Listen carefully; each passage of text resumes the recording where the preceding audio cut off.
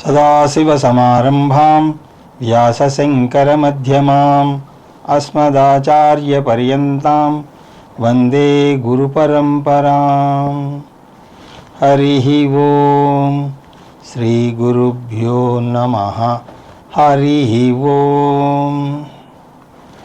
పార్థాయ ప్రతిబోధితాం భగవతా నారాయణేన స్వయం వ్యాసేన గ్రథితాం పురాణమునినాం మధ్యే మహాభారతం అద్వైతామృతవర్షిణీం భగవతీం అష్టాదశాధ్యాయినీం అంబ త్వామనుసందధామి భగవద్గీతే భవద్వేషిణీ. ఓం శ్రీకృష్ణ పరబ్రహ్మణే నమః. స్మరవారం వారం కార్యక్రమంలో శ్రీమద్ భగవద్గీత జ్ఞాన యజ్ఞంలో 13వ రోజు అధ్యయనానికి మీ అందరికీ స్వాగతం. అవ్యక్తాదీని భూతాని వ్యక్తమధ్యాని భారత అవ్యక్త నిధనాన్యేవ తత్ర కా పరివేదన. ఈ శ్లోకంలో శ్రీకృష్ణ పరమాత్మ చావు పుట్టుకల వైనం గురించి వివరిస్తున్నాడు. చావు పుట్టుకల యొక్క తీరుతెన్నులు గనక మనకు అర్థమైతే వాటి ప్రభావం మన మీద చాలా తగ్గుతుంది. నిజానికి అజ్ఞానం వల్ల చాలా సమస్యలు ఏర్పడతాయి. ఎవరో అన్నట్టుగా అజ్ఞానం అనే చీకటి గదిలోనే నెగిటివ్లు డెవలప్ అవుతాయట. అది అక్షరాలా నిజం. మన మనస్సు తమస్సుతో అంటే చీకటితో నిండి ఉన్నది. ఆ చీకట్లో రాగద్వేషాలు, కామక్రోధాలు, లోభమోహాలు పెరుగుతూ ఉంటాయి. అందువల్ల అర్జున, జనన మరణాల వృత్తం గురించి తెలుసుకో, అప్పుడు నీకు భయం పోతుంది, లేదా అది కనీసం తక్కువ అవుతుంది అని ఇక్కడ కృష్ణ పరమాత్మ అంటున్నాడు. జనన మరణాలు అంటే ఏమిటి? నిజానికి జగత్తులో ఏది కూడా కొత్తగా పుట్టదు, ఏది నాశనం కూడా అవ్వదు. విజ్ఞాన శాస్త్రం ప్రకారం కూడా ఏది కొత్తగా పుట్టదు, ఏది కొత్తగా నాశనం అవ్వదు. The law of conservation of mass states that matter cannot be created Nar destroyed. అలాగే భగవంతుడు కూడా ఏమీ కొత్తగా సృష్టించడు. భగవంతుడు సర్వశక్తిమంతుడు కదండి అని మీరు అడగవచ్చు. సర్వశక్తివంతుడు అంటే సాధ్యమైన ప్రతిదీ చెయ్యగలిగినటువంటి సమర్థతను కలిగిన వాడు అని అర్థం. ద్రవ్యాన్ని కొత్తగా సృష్టించలేం. మరి జనన మరణాలు అంటే ఏమిటి అంటే ఒక రూపంలోంచి ఇంకొక రూపంలోకి మారడాన్నే జనన మరణాలు అని అంటారు. ఒక కొత్త కోణంలో చూస్తే పుట్టుక, ఇంకొక కోణంలోంచి చూస్తే చావు. రేపు అనే రోజు పుడితే ఇవాళ అనే రోజు మరణిస్తుంది. నీరు ఆవిరైతే నీరు మరణించింది, ఆవిరి పుట్టింది. అంటే ఒక రూపం నుంచి ఇంకొక రూపానికి మారుతోంది. శరీరం పుట్టకముందు అవ్యక్తంలో ఉంది, పుట్టాక కూడా వ్యక్తంలోకి వచ్చింది. భూతాని అవ్యక్తాదీని అంటే ఈ ప్రాణాలు పుట్టుక ముందు అవ్యక్తంగా ఉన్నాయి. ప్రాణాలన్నింటికి కూడా సృష్టి ముందుకు కూడా ఉన్నాయి, కానీ అవ్యక్త రూపంలో ఉన్నాయి. విజ్ఞాన శాస్త్రంలో శక్తి రూపంలో ఉన్నాయి అని అంటాం. దాన్నే వేదాంత శాస్త్రంలో ప్రకృతి రూపంలో ఉన్నాయి అని అంటారు. ప్రకృతి అని, మాయ అని, శక్తి అని, అవ్యక్తమని అని అంటారు. వ్యక్త మధ్యాని భారత. ఓ అర్జున, కాలక్రమేణా అవి వ్యక్తమవుతాయి. అంటే సకల ప్రాణులుగా జన్మలు పొందుతాయి. అలా పుట్టినవి కొన్ని సంవత్సరాలు ఉంటాయి, దాని తర్వాత మళ్ళీ అవి అవ్యక్త నిధనాన్యేవా, మళ్ళీ అవ్యక్తంలోకి వెళ్ళిపోతాయి, అంటే మరణిస్తాయి. అందువల్ల అవ్యక్తంలోంచి వ్యక్తంలోకి రావడం జన్మ, వ్యక్తంలోంచి అవ్యక్తంలోకి వెళ్ళిపోవడం మరణం. రెండు భిన్న నామాలు వాడుతున్నాం, కానీ ఉన్నది ఒకటే వస్తువు.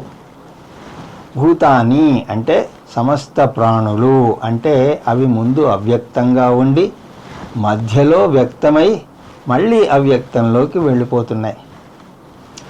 మనం పుట్టుకక ముందు మనం ఏమిటో మనకు తెలియదు, మనం మరణించాక ఏమవుతామో మనకు తెలియదు.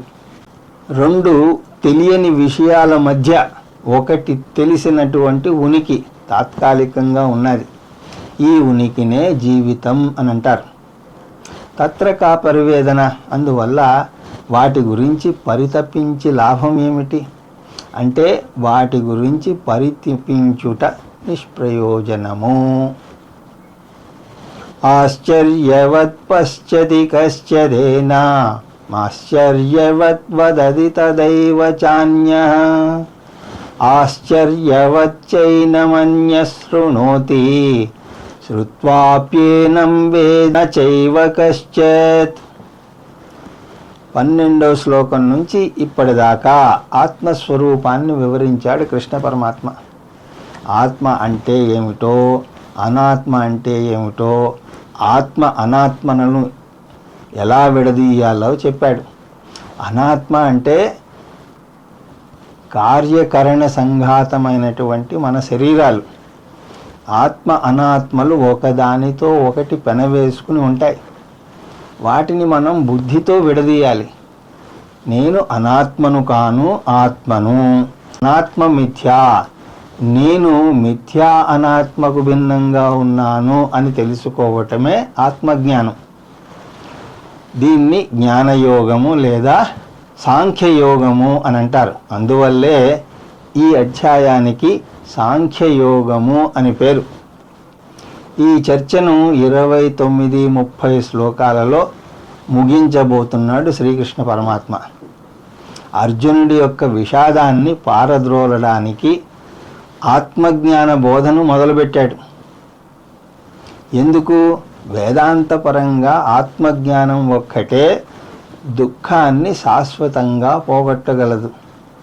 వేరే ఏ పద్ధతి ఉపయోగించినా సరే అది దుఃఖాన్ని తాత్కాలికంగా తగ్గించగలదు తప్ప శాశ్వతంగా తగ్గించలేదు.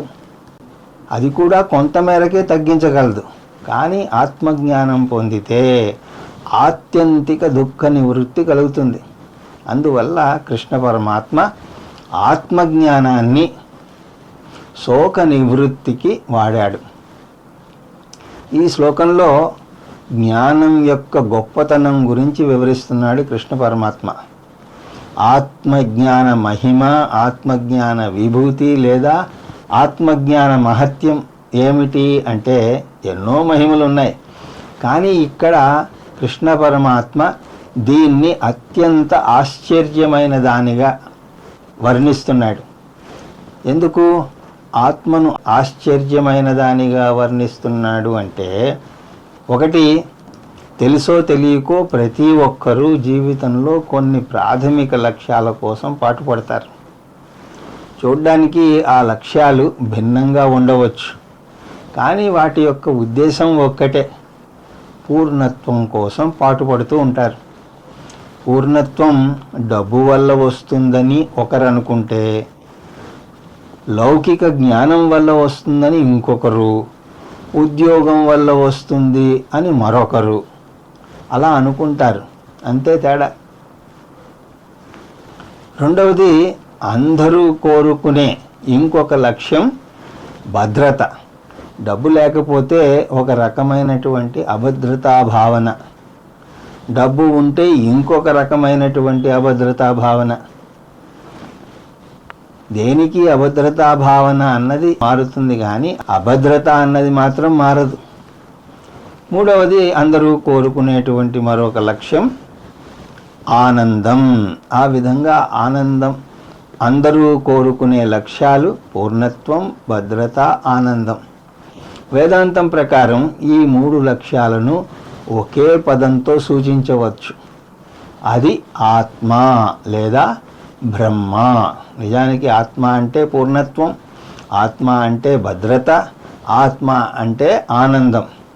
అందువల్ల ఎవరైనా తెలుసో తెలియకో వెతికేది ఏమిటి అంటే ఆత్మనే.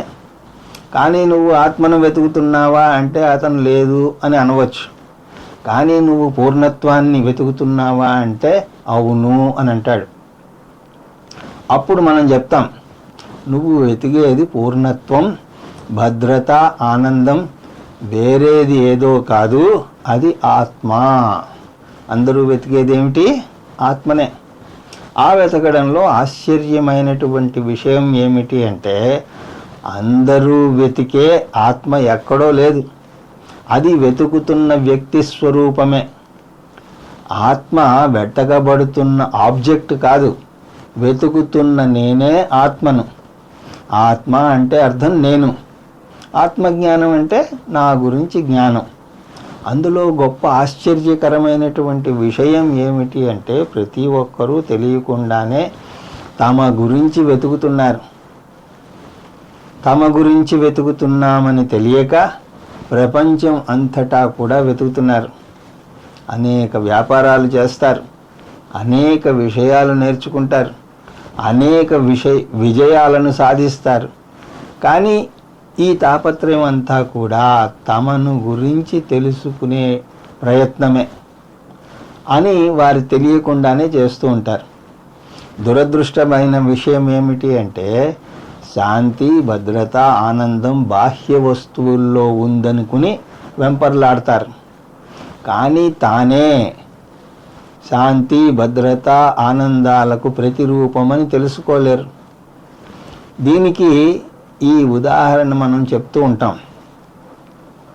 ఒకసారి ఒక ధనవంతుడు ఒక రైల్లో దూర ప్రయాణం చేస్తున్నాడు. అతని దగ్గర చాలా ధనం ఉన్నది. రోజు దాన్ని తీసి లెక్క పెట్టుకుని మళ్ళీ దాచేసేవాడు. అయితే అతనితో పాటు ఒక గజ దొంగ కూడా ప్రయాణం చేస్తున్నాడు. వారి సుదీర్ఘ ప్రయాణం ముగిసేలోపు ఎలాగైనా సరే ఆ డబ్బుని కాజేయాలని ఆ దొంగ ఆలోచన. ప్రతి రాత్రి ఆ ధనవంతుడు నిద్రపోయాక అతని జేబుల్లో, అతని దిండు కింద, అతని పెట్టెలో అంతా వెతికేవాడు. కానీ ఎక్కడా కూడా డబ్బు దొరికేది కాదు. మర్నాడు పొద్దున్నే చూస్తే ఆ ధనవంతుడు తీరిగ్గా తన డబ్బు లెక్క పెట్టుకునేవాడు. ఇదెక్కడి చోద్యం నాయనా అని దొంగగారికి ఎంతకీ ఈ విషయం కొరుకున పడలేదు. అలా 3 రోజులు జరిగింది. 4వ రోజు ఇక ఉండబట్టలేక ముఖాముఖి ఆ ధనవంతుణ్ణే అడిగేశాడు, ఇంత గంజదొంగనైన నాకే మీ డబ్బు దొరకలేదు, ఎక్కడ దాచేవారో దయచేసి చెప్పండి అని అన్నాడు. ధనవంతుడు నవ్వి, నువ్వు ఎన్నటికీ వెతకని చోట నేను పెట్టాను అని అన్నాడు. ఏమిటా చోటు అంటే దొంగ దిండు కింద. ప్రతిరోజు రాత్రి నువ్వు బాత్రూమ్కి వెళ్ళినప్పుడు నీ దిండు కింద పెట్టేవాడిని. పొద్దున్న నువ్వు లేచి మళ్ళీ బయటకు వెళ్ళినప్పుడు తీసేసేవాడిని అన్నాడు. ఈ కథ వింటే మనకు నవ్వొస్తుంది, కానీ మనం నిజానికి చేస్తున్నది అదే. పుట్టినప్పటి నుంచి ఒక్కసారి కూడా మనమే శాంతి, భద్రత, ఆనందాలకు నిలయము అని కొంచెం కూడా తెలుసుకోలేకపోయాం. మనకు అసలు ఆ ఊహే రాలేదు. బాలస్తావత్ క్రీడాసక్తః తరుణస్తావత్ తరుణీసక్తః వృద్ధస్తావత్ చింతాసక్తః పరమే బ్రహ్మణి కోపి న సక్తః భజ గోవిందం భజ గోవిందం గోవిందం భజ మూఢమతే. బాలుడిగా ఉండగా ఆనందం అన్నది బొమ్మల్లోనో ఆటలు ఆడుకోవడంలోనో ఉందనుకున్నాం. యవ్వనంలో స్త్రీలో ఉందనుకున్నాం. వృద్ధాప్యంలో చింతలతో గడుపుతున్నాం. వస్తువుల వెంట, ధనం వెంట, మనుష్యుల వెంట పరుగులు తీశాం. కానీ మన గురించి మనం ఒక్కసారి కూడా ఆలోచించలేదు. అందువల్ల ఆత్మ గొప్ప రహస్యమై కూర్చున్నది. ఎందుకు గొప్ప రహస్యం అంటే ఎప్పుడూ నేనే ఆత్మస్వరూపాన్ని, నేనే ఆనంద స్వరూపాన్ని అని అనుకోము.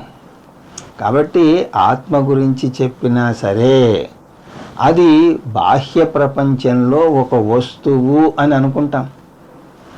ఆత్మ నిత్యం, శాశ్వతం, సర్వవ్యాపకం అన్నా కూడా అటువంటి వస్తువు ఏదై ఉంటుంది అని అనుకుంటూ ఉంటాం. లేదా ధ్యానంలో కూర్చుని ఈ ఆత్మ సాక్షాత్కారం కోసం ఎదురు చూస్తూ ఉంటాం. ఆత్మ గురించి అంత స్పష్టంగా విన్నా కూడా అది ఎప్పుడొస్తుందో అని ఎదురు చూస్తూ ఉంటాం. ఆత్మ బాహ్యంగా వచ్చే వస్తువు కాదు. ఆత్మ ధ్యానం చేసే వస్తువు కాదు.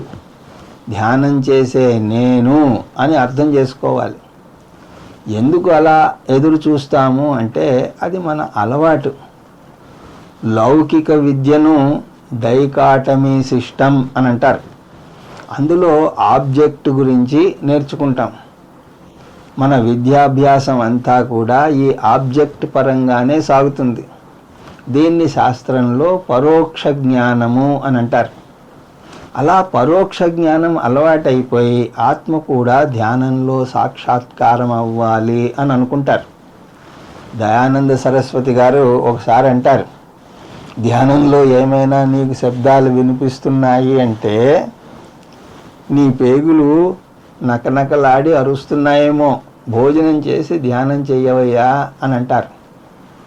కొంతమందికి ఒక జ్యోతి కనబడుతుంది, కొంతమందికి ఏవో శబ్దాలు వినిపిస్తూ ఉంటాయి ధ్యానంలో, కొంతమందికి ఏదో ఆకారాలు కనిపిస్తాయి.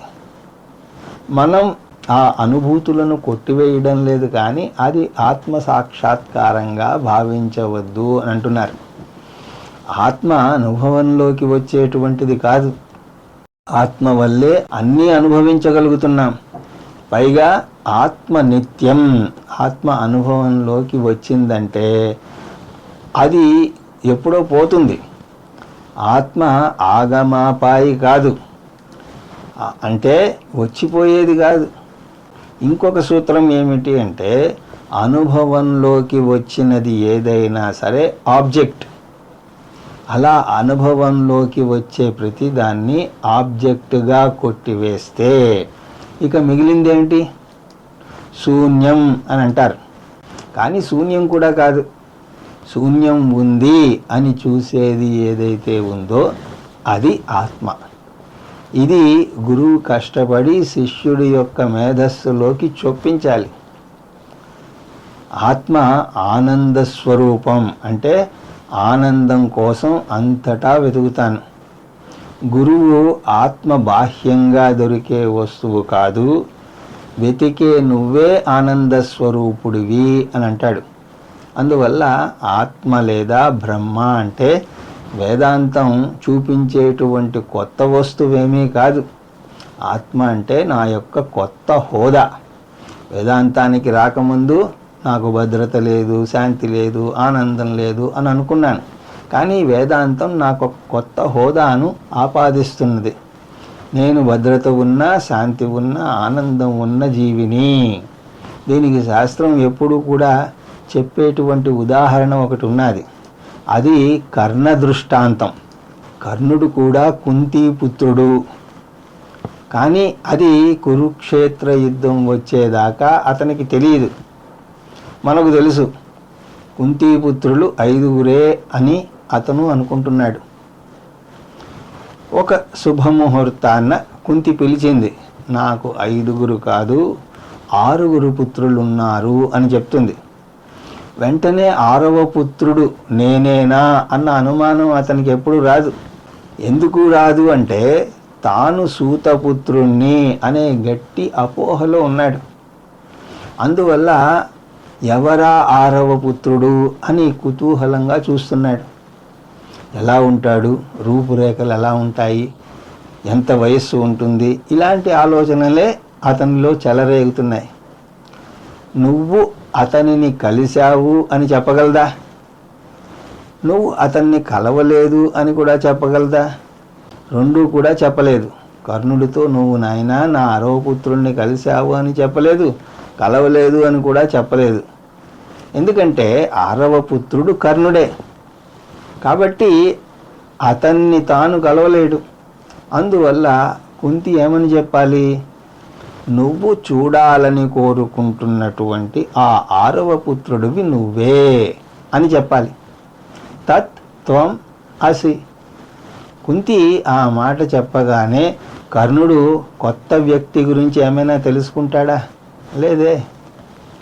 అది పాత కర్ణుడి గురించే. కాకపోతే అతను కొత్తగా తెలుసుకున్నది ఏమిటి అంటే తనకు తెలిసిన తన గురించే. తనకు తెలియని ఒక కొత్త హోదాను తెలుసుకుంటున్నాడు. నిజం చెప్పాలి అంటే అది కొత్త హోదా కూడా కాదు, పాత హోదానే. కాకపోతే ఇన్నాళ్ళు బయట రాకుండా రహస్యంగా ఉండిపోయింది. అది తెలియగానే అతని ముందు కొత్తగా ఏదైనా వచ్చి వాలిందా? ఏమీ రాలేదు. ఎందుకు? అది అతని గురించే కాబట్టి. ఆ జ్ఞానం అత్యంత రహస్య జ్ఞానం. నేను కుంతీపుత్రుడను, నేను సూతపుత్రుణ్ణి కాను. ఇన్నాళ్ళు కర్ణుణ్ణి కృంగదీస్తున్నటువంటి విషయం అదే. అతను క్షత్రియుడు కాదనే అవమాన భారంతో చిన్నప్పటి నుంచి బాధపడ్డాడు. చిన్నప్పటి నుంచి క్షత్రియరత్వమే అతనిలో ఉంది. కానీ అతడు క్షత్రియుడు కాదనుకుని అర్జునుడు నువ్వు క్షత్రియుడివి కాదు కాబట్టి నీతో యుద్ధం చెయ్యను అని అన్నాడు. ద్రౌపది కూడా అతన్ని కించపరిచింది. అలాంటిది కుంతి అతను తన పుత్రుడు అని చెప్పడం వల్ల నేను క్షత్రియుణ్ణి కాను అనే అపోహ తొలగిపోయింది. నేను క్షత్రియుణ్ణి అనే జ్ఞానం కలిగింది. శారీరకంగా ఏమైనా మార్పు వచ్చిందా? ఏం రాలేదు. ఏమైనా వింత అనుభవం ఏమైనా కలిగిందా? లేదు. సత్యం తెలిసిందంతే. కానీ ఇదే విషయం టీవీలోనో సినిమాలోనో చూపిస్తే రకరకాల హడావిడులు చేస్తారు. కుంతి విషయం చెప్పగానే కర్ణుడు గుండె గట్టిగా కొట్టుకుంటున్నట్టు శబ్దాలతో హోరెత్తించేస్తారు. అలాగే తర్వాత పదే పదే కుంతి మొహం కర్ణుడు మొహాన్ని దగ్గర నుంచి దూరం నుంచి జూమ్ చేసి ఇటు నుంచి అటు నుంచి అటుపక్క నుంచి ఇటుపక్క నుంచి చూపించేస్తూ ఉంటారు. కానీ ఇదంతా కూడా మనస్సులో నిశ్శబ్దంగా జరిగేటువంటి విషయం అంతే. అలాగే అహం బ్రహ్మాస్మి అని అనేది కూడా మన మనస్సులో నిశ్శబ్దంగా జరిగే ఒక చిన్న మార్పు. ఇన్నాళ్ళు నేనేమనుకున్నాను? నాకు భద్రత లేదనుకున్నాను, కానీ నేనే భద్రతామూర్తిని అని ఇప్పుడు తెలుసుకున్నాను. నేను పరిచ్ఛిన్నున్నని అనుకున్నాను, కానీ ఇప్పుడు నేను పూర్ణుణ్ణి అని అర్థం చేసుకున్నాను.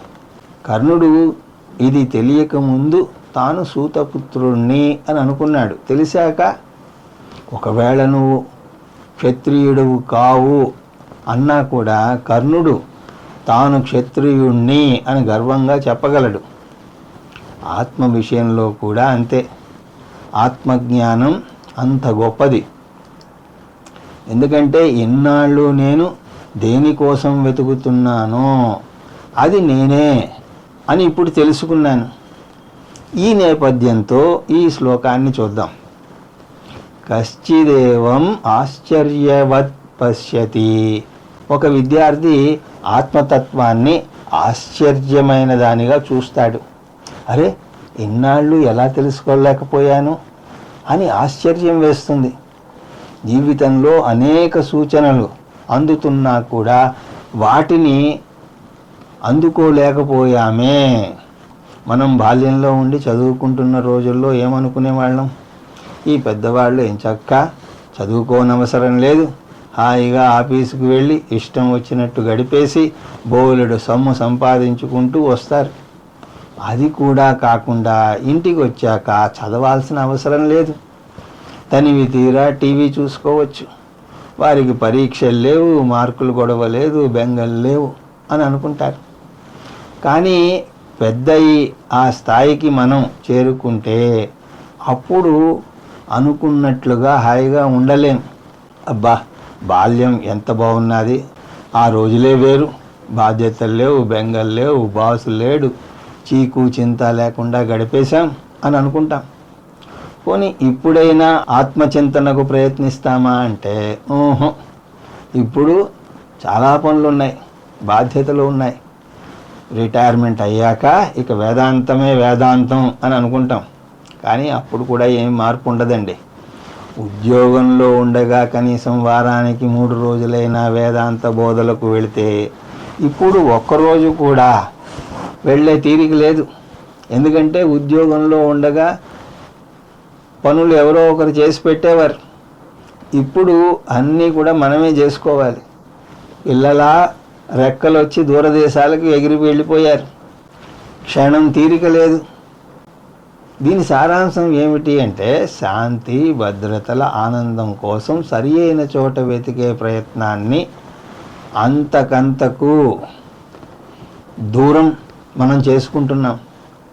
అది అంతకంతకు దూరం అవుతున్నా కూడా మనకు కొంచెం కూడా అనుమానం రావడం లేదు.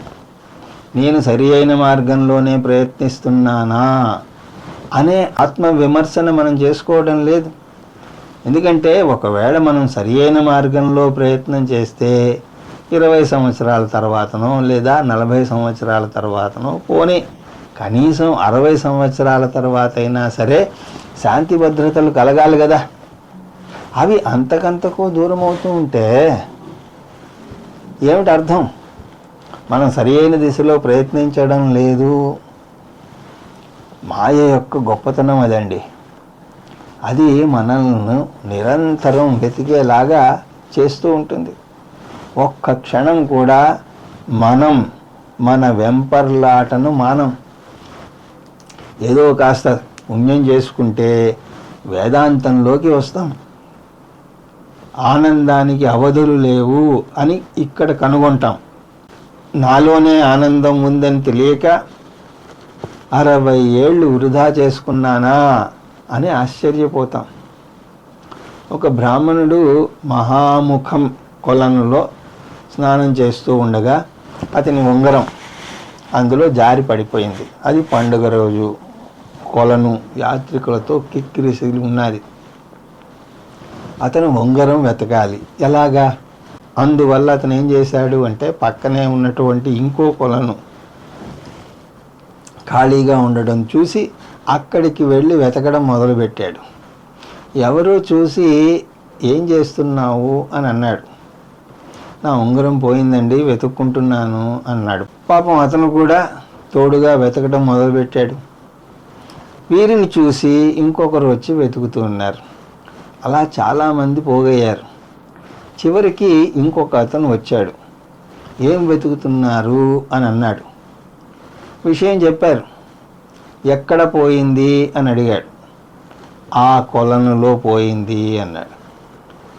అతను గట్టిగా నవ్వి, వెరివాడా, మరి అయితే ఇక్కడెందుకు వెతుకుతున్నావు అనేసరికి, అక్కడ చీకటిగా ఉందండి, పైగా చాలామంది ఉన్నారు అని అన్నాడు అమాయకంగా. ఏమన్నా అర్థం ఉన్నదా? ఒక చోట పోగొట్టుకుని ఇంకొక చోట వెతికితే ఏమిటి లాభం? కానీ మనం చేస్తున్నది ఏమీ కూడా దేనికి భిన్నంగా లేదు. అందరూ కలిసి వేరే కొలనులో వెతికినట్టుగా మనమందరం కూడా బాహ్య ప్రపంచంలో శాంతి భద్రతల కోసం వెతుకుతున్నాం. అంటే అవి అక్కడ ఉంటే కదా దొరకడానికి. వెతకాల్సిన చోట వెతికితే అది దొరికితే ఆనందం. అందుకే కశ్చిత్ ఏన ఆశ్చర్యవత్ పశ్యతి, ఆశ్చర్యవద్వదతి తదైవ చాన్యః. ఇంకొక మహాత్ముడు బ్రహ్మతత్వాన్ని ఆశ్చర్యంగా వర్ణిస్తాడు. ఆశ్చర్యవచ్చైన మన్యశృణోతి. వేరొక పురుషుడు దీన్ని ఆశ్చర్యకరమైనటువంటి విషయంగా వింటాడు. ఆత్మజ్ఞాన విషయంలో ప్రతిదీ ఆశ్చర్యకరమైనటువంటి విషయమే.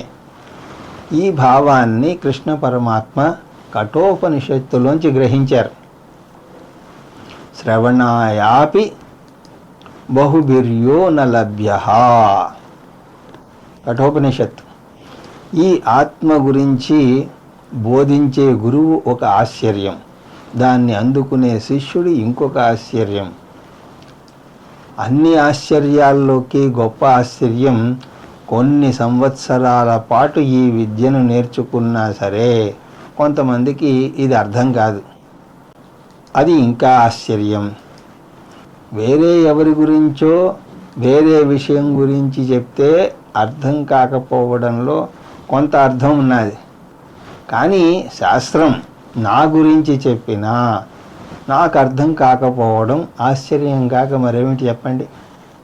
అందువల్ల దీన్ని రహస్య విద్య అని అన్నారు. అందరికీ బోధించినా కూడా అర్థం కాకపోవడం వల్ల రహస్యంగానే మిగిలిపోయింది. అందువల్ల గురువు ఒక ఆశ్చర్యం, శిష్యుడు ఒక ఆశ్చర్యం, ఆత్మను అర్థం చేసుకునే వ్యక్తి మరీ ఆశ్చర్యం. శ్రుత్వాప్యేనం, ఎన్నో సంవత్సరాలు విన్న తర్వాత కూడా కశ్చిత్ నైవ వేద, కొంతమంది అసలు అర్థం చేసుకోలేరు. ఎందుకు అర్థం చేసుకోలేరు అంటే వారికి ప్రతిదాన్ని ఆబ్జెక్ట్గా చూడడం అలవాటు. అందువల్ల ఆత్మను కూడా ఆబ్జెక్ట్గా చూడాలి, ఆబ్జెక్ట్గా అనుభవించాలి అని అనుకుంటారు. ఆత్మ కోసం బయట కానీ లోపల కానీ వెతుకుతూ ఉంటారు. ఆత్మ బయట లేదు, లోపల లేదు అంటే ఆత్మ లేనట్ట అంటే ఆ వెతుకుతున్న నేనే ఆత్మను. నన్ను ఆత్మను కలిపేటువంటి విభక్తి లేదు. ఆత్మ లోపల ఉంది, ఆత్మ బయట ఉంది అనే పదాలు రావు. ఆత్మ నేనే. ఈ విషయం అర్థమయ్యేదాకా ఆత్మ చిక్కుమిడి సమస్యలాగానే ఉండిపోతుంది. ఎప్పుడైతే ఆ చిక్కుముడి విడుతుందో అప్పుడే అది తేలి అర్థం చేసుకునే అంశం అవుతుంది. దేహి నిత్యమవద్యోయం దేహే సర్వస్య భారత తస్మాత్ సర్వాణి భూతాని నత్వం శోచితుమర్హసి.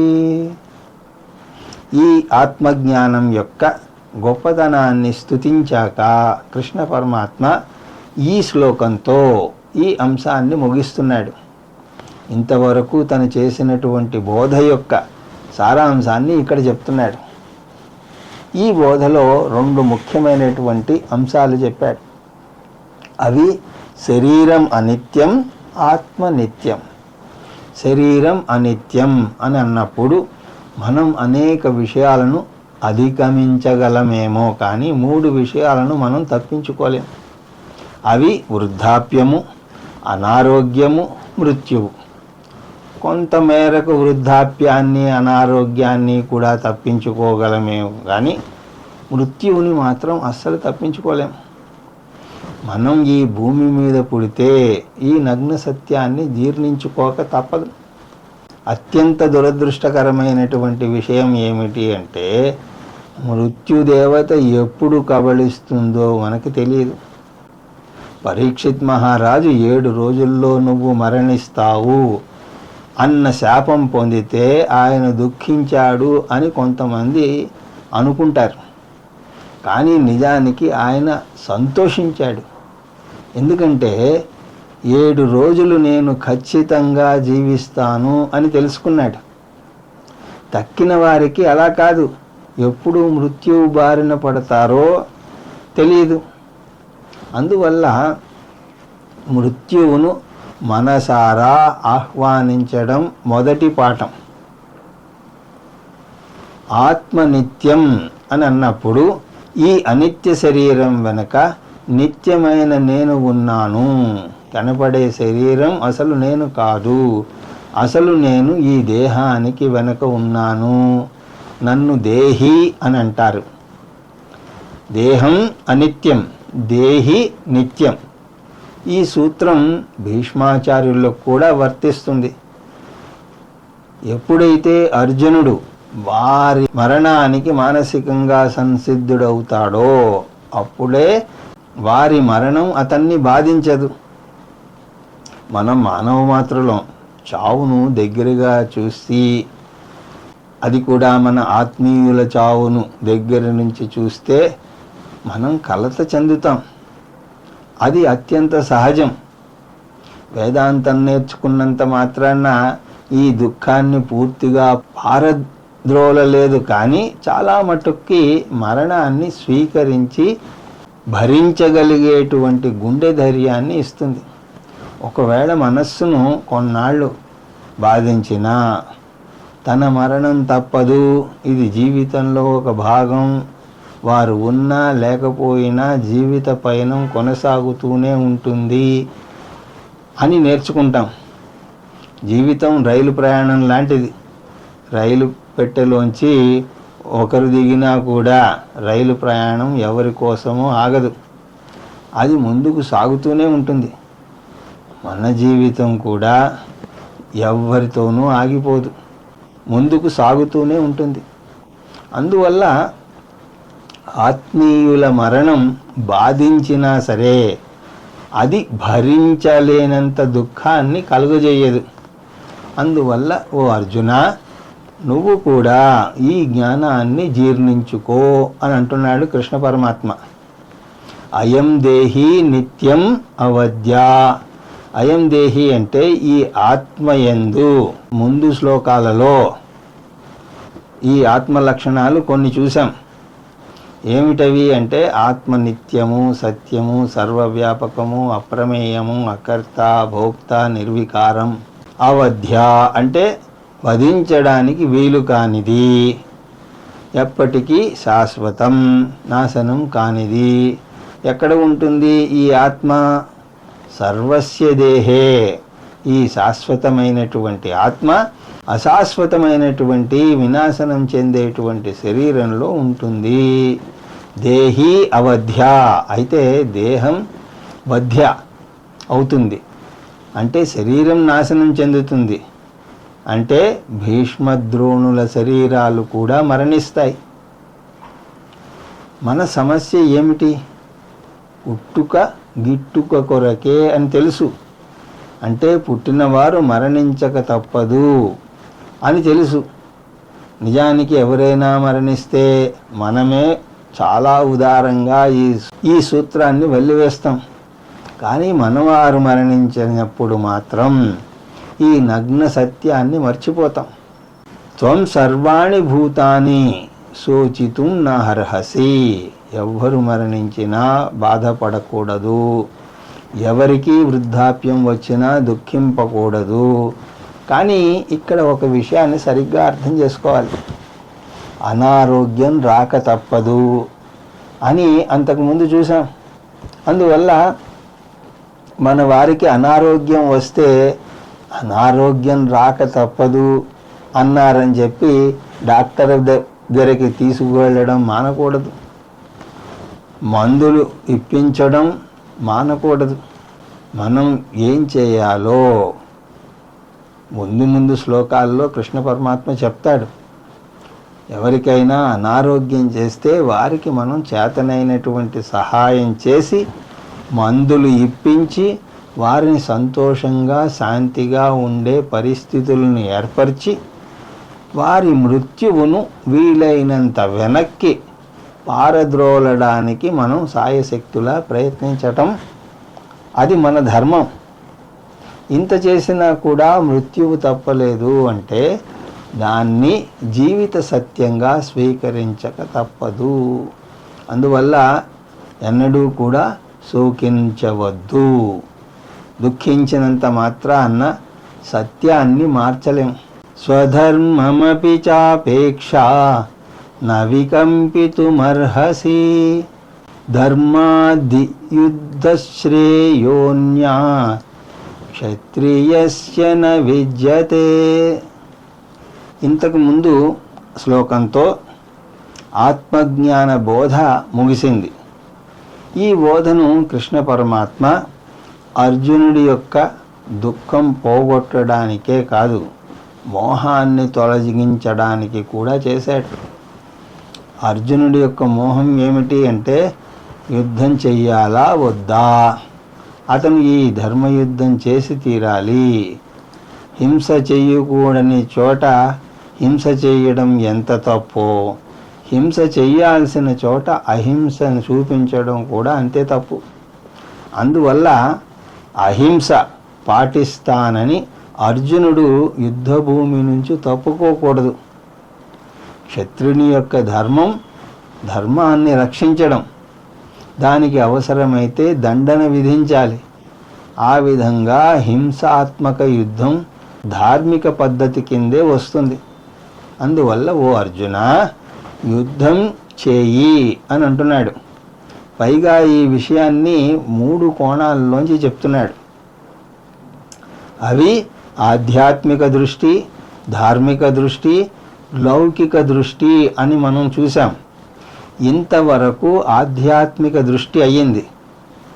అర్జునుడికి ఈ బోధ అర్థమైతే ఇక వేరే పరిష్కారం అవసరం లేదు, వేరే బోధ కూడా అవసరం లేదు.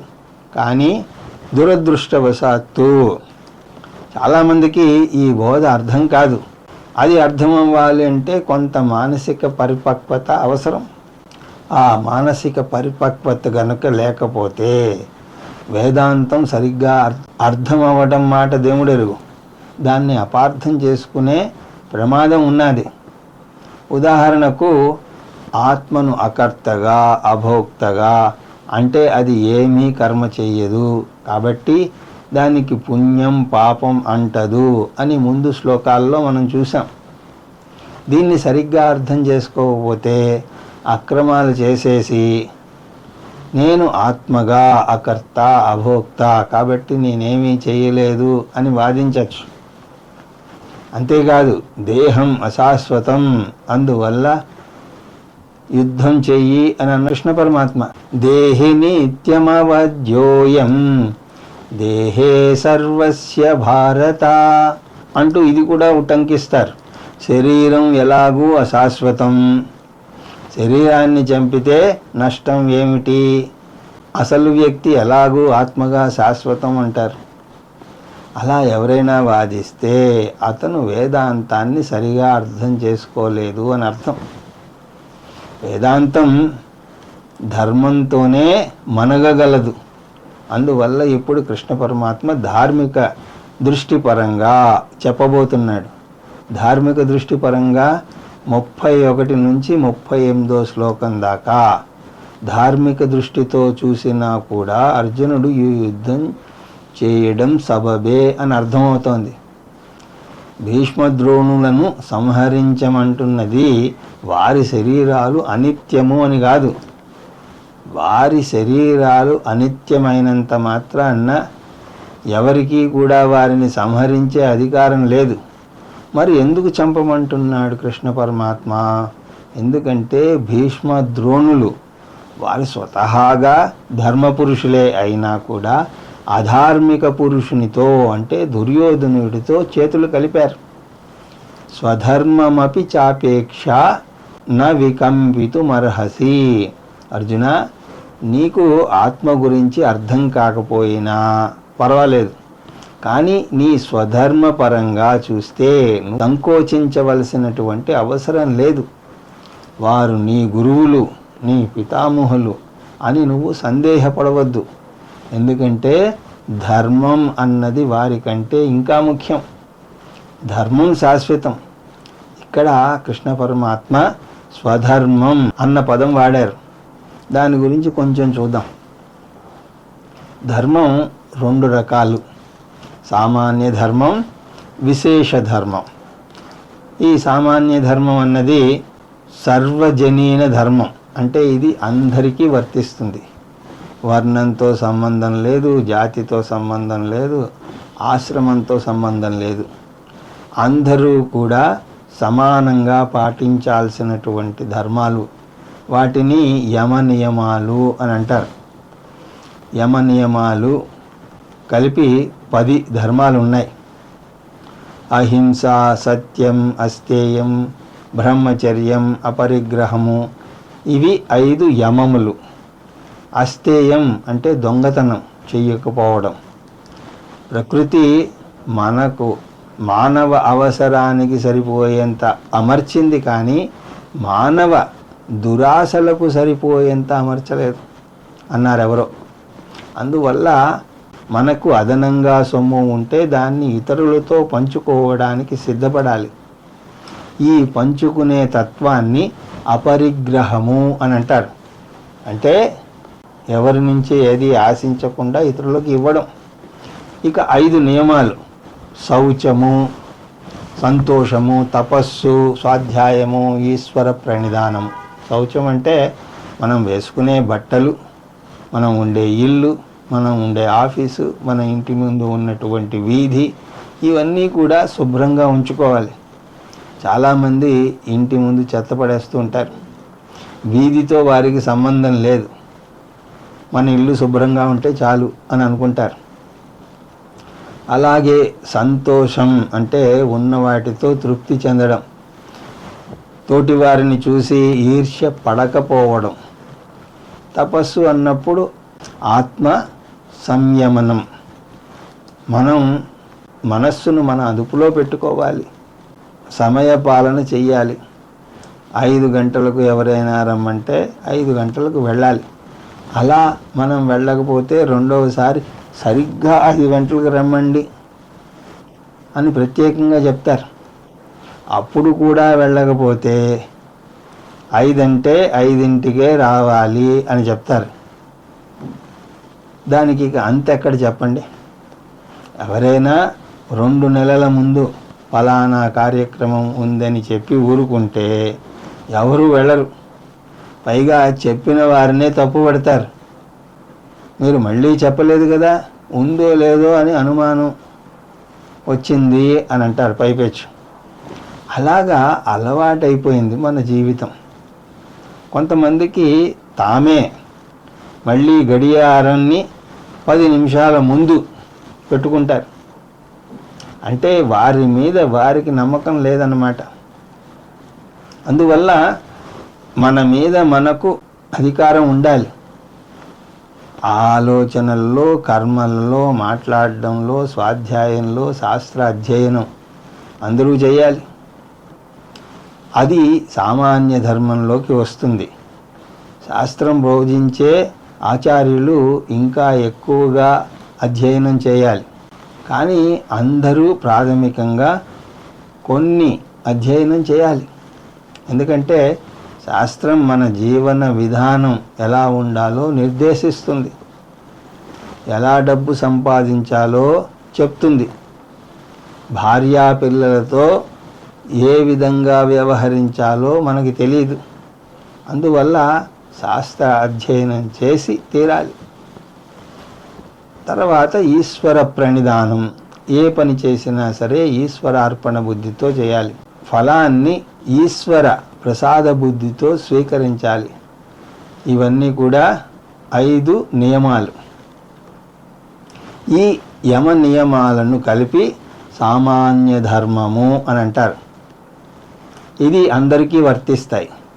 విశేష ధర్మాన్ని స్వధర్మం అని అంటారు. ఈ స్వధర్మం వర్ణాశ్రమ ధర్మాల మీద ఆధారపడి ఉంటుంది. బ్రాహ్మడు ఎక్కడైనా సరే అన్యాయాన్ని చూస్తే అతను క్షత్రియునికి చెప్పాలి. ఇప్పటి పరిస్థితుల ప్రకారం కూడా అంతే కదా. ఒక దొంగతనం చేస్తూ పట్టుబడితే అతను చేస్తున్నది తప్పే అయినా సరే అతన్ని దండించే అధికారం మనకు లేదు. మనం పోలీసులకు అప్పచెప్పాలి. పోలీసులకు అతన్ని దండించే అధికారం ఉన్నది. అలాగా క్షత్రియుని ధర్మం యుద్ధం చేయడం. అందువల్ల అర్జునుడు యుద్ధం చేయవచ్చు, చేసి తీరాలి కూడా. ధర్మశాస్త్రం అహింస మన గొప్ప ధర్మం అంటుంది. కానీ ధర్మశాస్త్రం అహింస సామాన్య ధర్మమని, కొన్ని అసామాన్య పరిస్థితుల్లో రాజు ఎవరినైనా సరే శిక్షించవచ్చు అని అంటుంది. అలాగే సత్యం పలకడం సామాన్య ధర్మం. కానీ కొన్ని విపరీత పరిస్థితుల్లో, అంటే ఆపద్ధర్మ పరిస్థితుల్లో అసత్యం ఆడవచ్చు. అందువల్ల కొన్ని ధర్మాలను నిర్దేశించినా సరే కొన్ని ప్రత్యేక పరిస్థితుల్లో వాటిని ఉల్లంఘించవచ్చు. సంస్కృతంలో సామాన్య ధర్మాలను ఉత్సర్గ అని అంటారు. ఉల్లంఘించగలిగే పరిస్థితులను అపవాదము అని అంటారు. అందువల్ల ప్రతి ఉత్సర్గకు ఒక అపవాదం ఉంటుంది.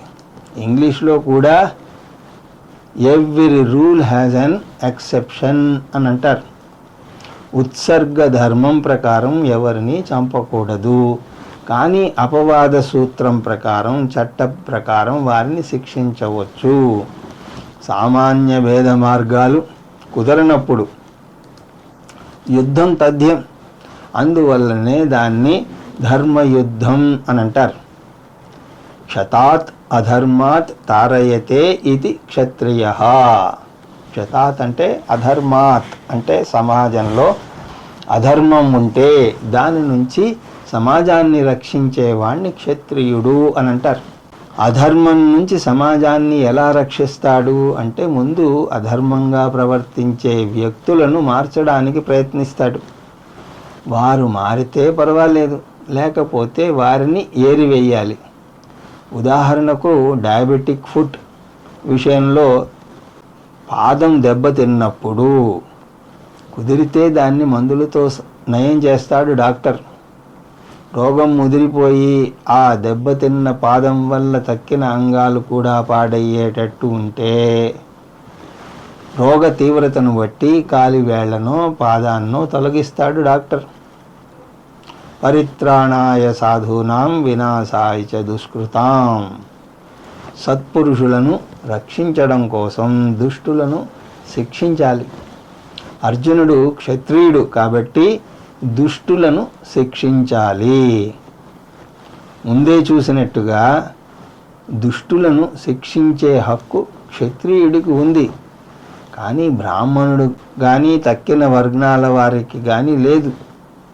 సధర్మమపి చాపేక్ష, నీ వర్ణధర్మం ప్రకారం నా వికంపితుమర్హసి, నీకు భయపడే అర్హత లేదు. ఎందుకంటే ద్రోణాచార్యుడు జాతి బ్రాహ్మణుడు, అతను యుద్ధం చేయకూడదు. అందువల్ల మహాభారత యుద్ధంలో మధ్యలో భీమాదులు ద్రోణాచార్యుడిని నువ్వు నీ స్వధర్మాన్ని ఉల్లంఘించావు అని దెప్పుతారు.